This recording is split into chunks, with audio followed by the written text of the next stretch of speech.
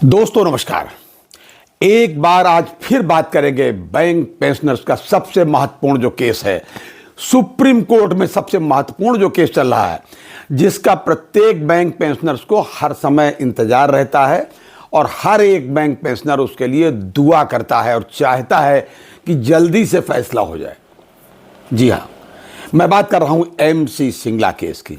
जी हाँ, next week जो बस आ ही गया है, इसमें रेगुलर हियरिंग जो होनी है, क्योंकि हमारा केस रेगुलर हियरिंग में, वो भी फाइनल हियरिंग में लगा है। लिखा है उसमें, हमें नहीं बताने की जरूरत, लिखा है उसमें। आप चाहो तो साइट पर जाके उसको देख ले, सुप्रीम कोर्ट की। मतलब जैसे हो तो फाइनल हो जाए, लेकिन होए का है। खैर, फिर भाई उसमें डेट लग गई, हम लोग बड़े खुश हुए।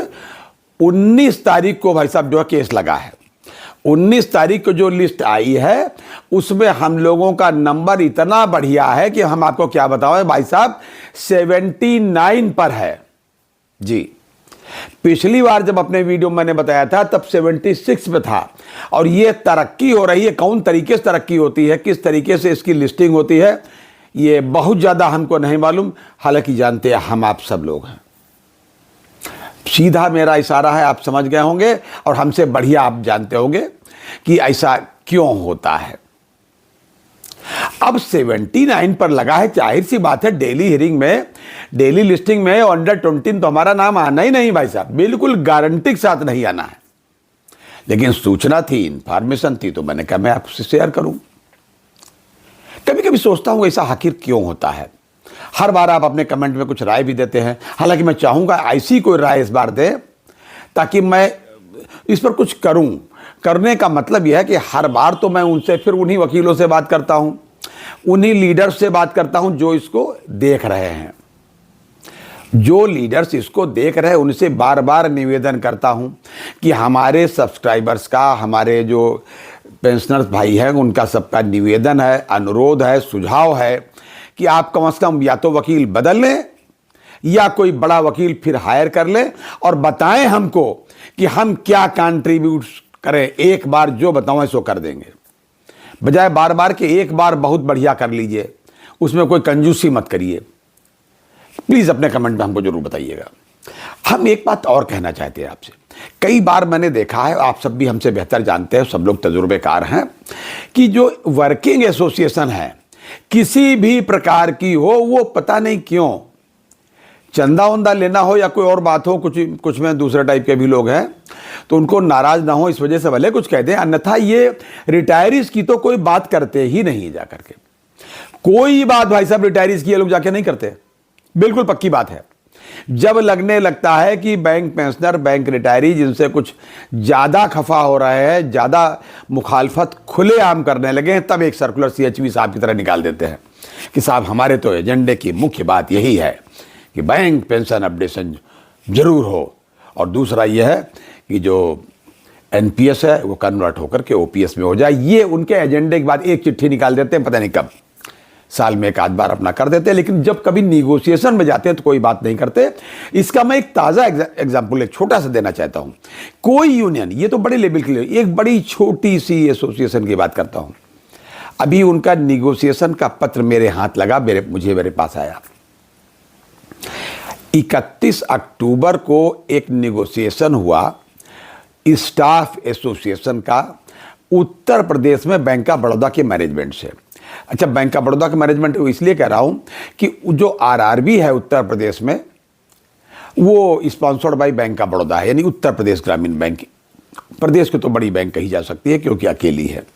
तो इसमें जो स्टाफ यूनियन है, यानी कि वर्कमैन की यूनियन है, इसका जो है निगोशिएशन हुआ मैनेजमेंट के साथ 31 अक्टूबर को, जिसके मिनट्स लिखा पढ़ी में आए हैं और उसके मैनेजमेंट ने इसका सर्कुलर किया है।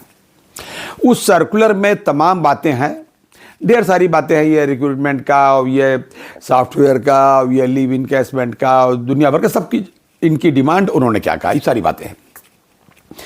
एक बात महत्वपूर्ण मैं आपको बता दूं, ये जिस वजह से मैं ये बताना चाहता हूं, इस बार वहां एमलगमेशन में तीन RRB एमलगमेट हुई।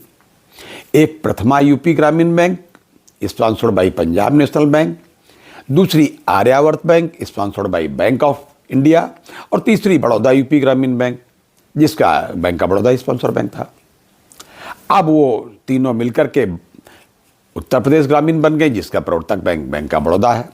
तो अब उसमें निगोशिएशन में क्या हुआ मैं आपको बता दूं। आपको निगोशिएशन में तमाम बातों के साथ साथ एक बात इन्होंने ये लिखी कि प्रथमा, जो पूर्ववर्ती प्रथमा यूपी ग्रामीण बैंक है, इसमें हाउस लोन ज़्यादा था और उसके अकॉर्डिंग हमारे यहाँ भी लोन कर दिया, हाउस लोन का कर दिया जाए, स्टाफ की फैसिलिटीज़। उस पर उन्होंने अपना कमेंट दे दिया कि हाँ ठीक है, वो एग्री है करीब करीब। ये बात उन्होंने कह दिया कि मैंने सर्कुलर कर दिया, आप इसके लिए रिपेयरिंग के लिए भी ले सकते हैं, बात बराबर हो गई। ये उन्होंने कहा। मेरा कहने का मतलब है कि जो वर्किंग वाले हैं उन्होंने वर्किंग वालों के लिए तो कहा, लेकिन पूर्ववर्ती प्रथमा यूपी ग्रामीण बैंक में पेंशनर्स के लिए प्रत्येक वर्ष, पेंशनर कह रहा हूं, कोई ऑफिसर और स्टाफ की बात नहीं कर रहा हूं, पेंशनर्स के लिए प्रत्येक वर्ष जुलाई की जब पेंशन यानी कि 1 अगस्त को मिलती थी, तो उसमें प्रत्येक वर्ष 1 जुलाई मतलब 1 अगस्त को जुलाई की पेंशन के साथ साथ 2,500 रुपये यानी 2,500 रुपये मेडिकल एड के लिए भी, चिकित्सीय व्यवस्था के लिए दिए जाते थे कि आप अपनी जांच पड़ताल कराते रहें और स्वस्थ रहें। लेकिन इस वर्ष ऐसा नहीं हुआ। तमाम एसोसिएशन ने, रिटायरी यूनियन ने अपनी अलग से चिट्ठियां लिखी, उसका अभी तक कुछ हल नहीं निकला है। लेकिन बता इसलिए रहा हूं कि इस यूनियन ने दुनिया भर की तो बातें की और ये सब बातें की कि साहब उसके हिसाब से हमको जो हाउस लोन दे दिया जाए पूर्ववर्ती प्रथमा के हिसाब से। जो निगोशिएशन करने वाले महामंत्री साहब थे वो पूर्ववर्ती बड़ौदा यूपी ग्रामीण बैंक के थे, यानी बैंक ऑफ बड़ौदा के ही थे।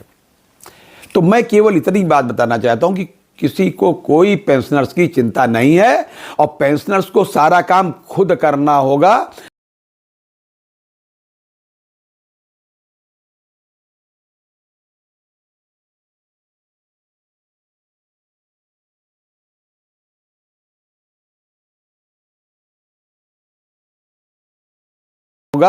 जैसे कहा जाता था, खुद के मरे ही स्वर्ग सुझाई देता है।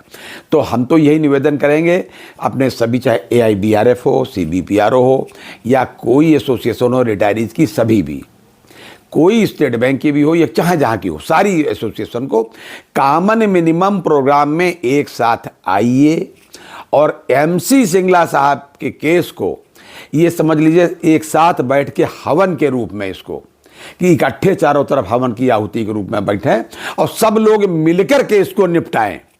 और जैसे ये केस निपटेगा भाई साहब, तो समझ लीजिए कि बिल्कुल फाइनल हियरिंग में आपके ही पक्ष में निर्णय होगा। तमाम मामले फंसे हैं भाई साहब, है 10वें सेटलमेंट से आपका स्पेशल अलाउंस का मामला फंसा है, एक्सग्रेशिया का मामला फंसा, कोई किसी की सुन ही नहीं रहा। सुने कहाँ से जब हमारी बात ही नहीं होती। हम लोग अपना रिटायरीज अपने अलग से चिल्लाते रहते हैं, बोलते रहते हैं। जब कभी वर्किंग एसोसिएशन हमको लोगों को बुलाती हैं तो हम लोग बिना बुलाए भी हाजिर हो जाते हैं, बिना बुलाए हमेशा हाजिर हो ही जाते हैं।